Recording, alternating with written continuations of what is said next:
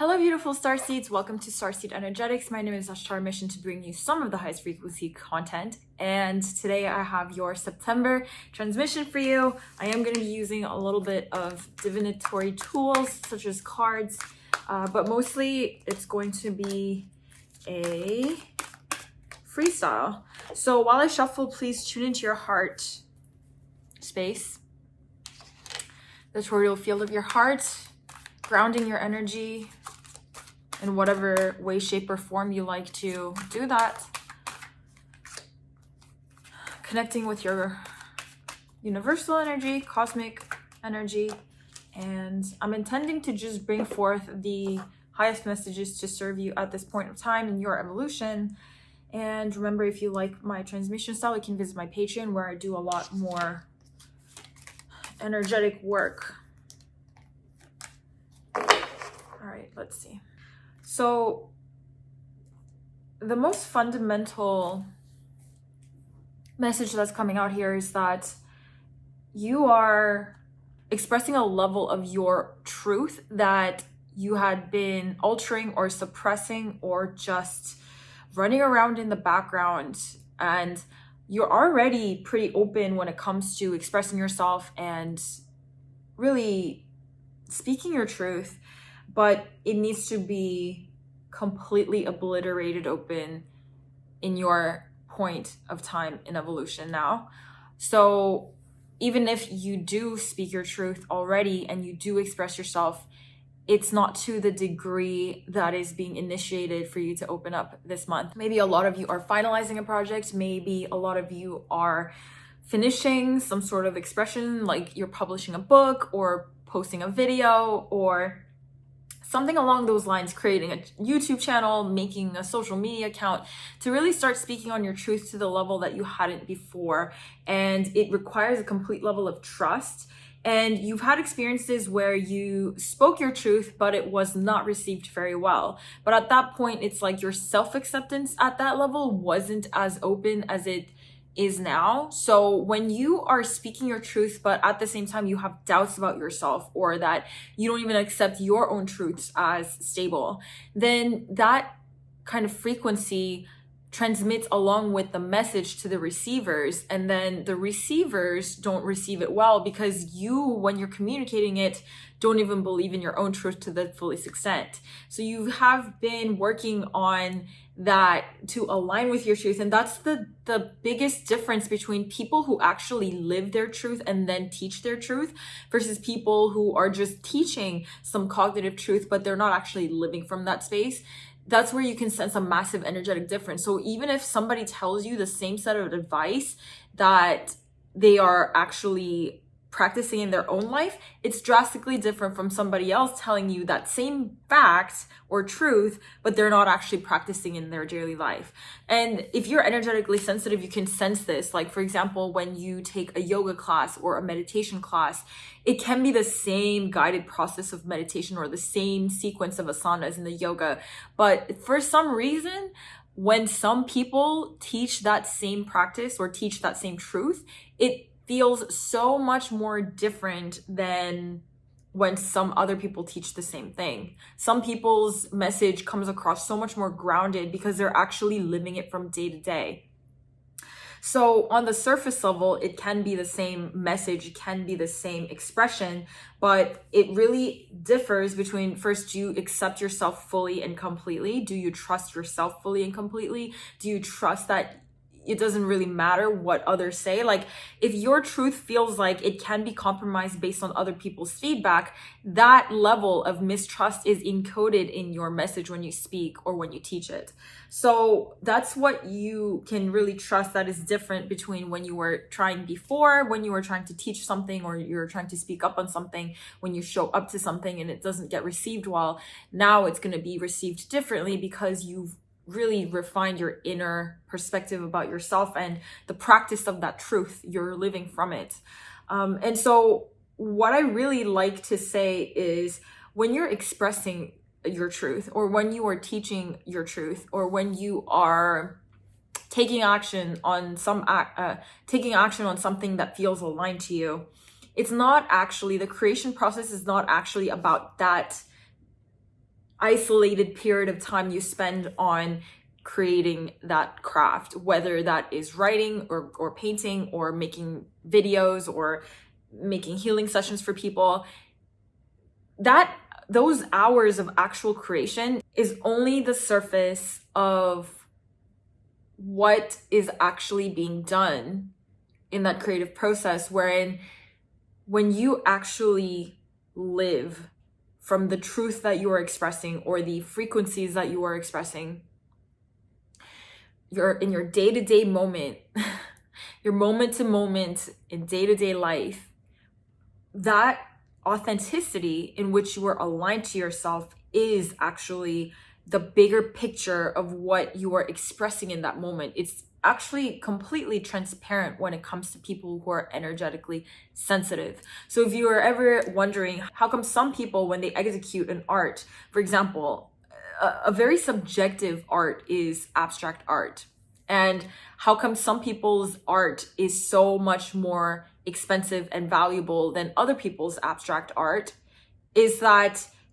the value that is being encoded in that piece of art isn't just about that artist's skill sets when they're creating that art piece, but it has an underlying reflection of how authentic they are living in their entire life. Every single choice that they make, every single thought that they think, it's energetically transparent. So we already live in a world like that, where even if it's not completely transparent in a cognitive manner, everyone's subconscious mind is connected with the subconscious field that is collective. So you will see a big difference in that. And it feels like as you are opening up to really speak the truth that you have been seeking, you're a truth seeker. You've been seeking this truth. Whatever you're expressing, you've been seeking these multiple levels of truth for a really long time. And now you are opening up about it. You feel a little bit vulnerable, but it's really time for you to trust that the mathematical formula of the universe, it does not fail. Whatever reality you're experiencing is mathematically precise. And so you will see exactly the results that you have put in terms of your authentic alignment and your dedication and devotion to yourself, which I believe you're actually confident about. I think that if you know and already trust that this mathematical formula of the universe never shortcuts you, which it doesn't, you have nothing to worry about. You have 777, 3 cards pointing to 7. So, there's a law of septenary ray of frequency. So which means that when unity divides into expression, it goes into 3. And then the 3 always goes into 7. So for you, I feel like you are really tapping into this septenary ray.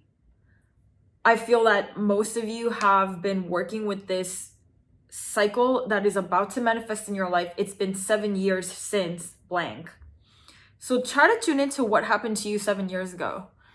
And whatever efforts that you have put in 7 years ago, this is like a more refined octave of that exact same frequency. You trying to step into your world, you step into visibility or step into an exploration of yourself. So as you express yourself, you also simultaneously explore yourself.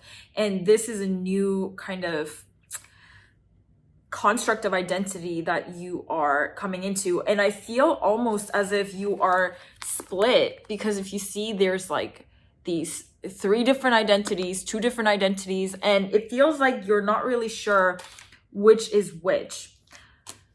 When you're expressing yourself, telepathically tune into the center of your head. It is a non-dual center of your head. And from that space, things are clear. And you can always command, what identity am I channeling? What subpersonality am I channeling? Because you're not always embodied in the same stream of consciousness. If you haven't noticed, you are always rendering different streams of consciousness that you are used to. It's like almost a switch of interfaces. So as long as you know how to observe that neutral level that exists between all these sub-personalities and choose to really radiate in the non-dual center, and realign back to it as much as you possibly can, you have nothing to worry about. And maybe you feel lost as in terms of taking these steps because you are taking really massive leaps into the next chapter of your life, and it's almost interweaved with the next chapter of your social structures. Somehow you as a microcosm have a big impact on how things are going to unfold in the collective narrative. And of course, that is the metaphysical case for everyone, but I feel like in your case, it's going to be very, very visible at this point because you've already done this refining work before. And it's almost as if the reflection is not only going to be in your personal life, but as your personal life shifts, it has a direct impact on the collective, and you will see that you will have a direct impact also on the people around you. And remember that at your level of co-creative kind of interface that you have refined, you have a direct reflection of how other people show up in your reality as well. Which version do you bring forth? And really navigating through between your notion of free will and your notion of destiny. And this was a transmission that is extremely relevant to the activation or transmission that I just put out for Patreon for September. So I usually won't be like, oh, if you want to check out, I don't say more than if you resonate with me, go for it. But if you resonate with this reading, I would highly recommend you check out my Patreon for this month. I really never say that unless it was really relevant. We have nurture, teach, lead. This is absolutely insane. The 3 cards you have in a row is nurture, teach, and lead. It's very evident that you're stepping into a very powerful role, a very empowered role, both in the divine masculine and feminine sense, because you have the nurture card, which is the Empress, and then you also have a teach and lead card, which is also the Emperor, and I believe this is the Hierophant. You're really stepping into an authoritative role, whether you realize it or not. But this is going to reflect very directly, like you're the leader of a project, you're the teacher of a group of people. And I feel that the split of identity partially is on your perception of you just dragging on this self-image of you being a powerless individual as you were going through certain stages of your life, but now you are stepping into this leadership role. And this leadership role isn't aligned to the traditional sense of a leader, because a lot of times leaders had been associated with the notion of control, but the new type of leaders are the ones who inspire, the ones who empower. Even if you look at which tech companies are prospering at the moment, beforehand it used to be quite controlling tech companies like decades ago, but now it's the most empowering tech companies that are prospering. So whether that is like SoundCloud that is empowering a bunch of indie artists to spread their music, whether it is like YouTube or any subscription-based platforms that allows people to just create their own subscriptions, the best and the most prosperous leaders now in any industry is the ones who empower. So you are this new type of leader that empowers rather than control, and inspire rather than suppress. So I feel that you're having, first of all, the split between navigating your different identities, between having had that powerless position when you were growing up, especially when you were like a child growing up until the 7 years, as this septenary system is really emphasized, that you had no power to even choose what you want to do, or maybe some of you were very much controlled by your parents in terms of like even your free activities or what you eat. So you are making amends with that powerless state of your life and stepping into this new power. And the reason why you had those cycles of time was to teach you exactly what kind of leader you don't want to be, because you had been suppressed by different social systems in institutions and maybe your parents that didn't really empower you, and so you know exactly why not to do that. So you're kind of forgiving that phase of your life, making amends with it, dropping charge from it, and the other conflict that you're having internally is that you really don't see yourself as some social picture of a leader and some social picture of a teacher. And maybe it's even that you feel like the industry in which you are stepping into or kind of pioneering into in terms of this new expression that you're doing, because you're rather new, you don't feel like you fit into the landscape of the industry that already exists. So for example, do I really feel like I fit into the landscape of the new age community? Not entirely. I mean, I think it's being more normalized now for any spiritual activators to be a certain way. It's less strict now in terms of the standards of how they should look, how they should dress, which I've never really been the stereotypical spiritual activator. If you just look at my lifestyle, and I'm sure like most of you have been sticking around for such a long time on my channel, know that I've never really took on that stereotypical image. And for a while I did have this struggle, like that stereotypes on how a spiritual activator should be. But now it's more normalized. You can just do whatever. There's no such thing as a spiritual archetype. Everything is spiritual. Doesn't matter how you dress or how you look. And some people just totally trashing on how I express myself with like how I dress, how I talk, how I live. But the true spiritual community doesn't judge.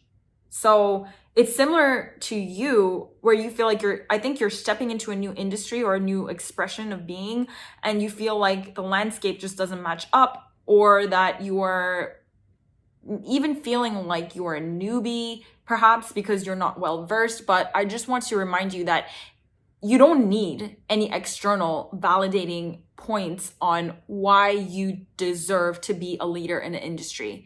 As long as your soul is aligned to that path, you have all the credentials. You don't need, for example, if you are going into healing arts, this is an easy example. A lot of people go through like mystery school trainings and whatnot, for example, or they have master healers to train them. But do you really need that? If you are naturally inherently born with a blueprint of a healer, you just heal by existing, period, by talking, period, by showing up, period. So that's just an example that I'll give. But no matter what industry this is, you don't need someone to validate your leadership in this landscape. And that's what I really want to highlight. So that's that. And if you feel like your skill sets or knowledge isn't really aligned to the traditional sector of that industry, it's because you're tuned in a little bit from the future. Whatever you are interested in, it's actually positive that you don't care about certain bodies of knowledge and skill sets. You just have to focus on what it is that you do care about, what it is that you do want to learn, and it will align with the future version of that industry. And you will pave the way in, for example, not caring about learning this and that about that industry. So apply this to however it applies to in your industry. It's really, you are going to lead the way in whatever it is that you are interested. Don't force yourself to try to learn something if it doesn't feel right. And don't force yourself to try to gain some sort of approval just because that's the industry standard. Just focus on what you're interested in and keep going, and give yourself that credit of you deserve to be a leader in this industry, a pioneer in this industry, because your soul is aligned to it. You don't need any other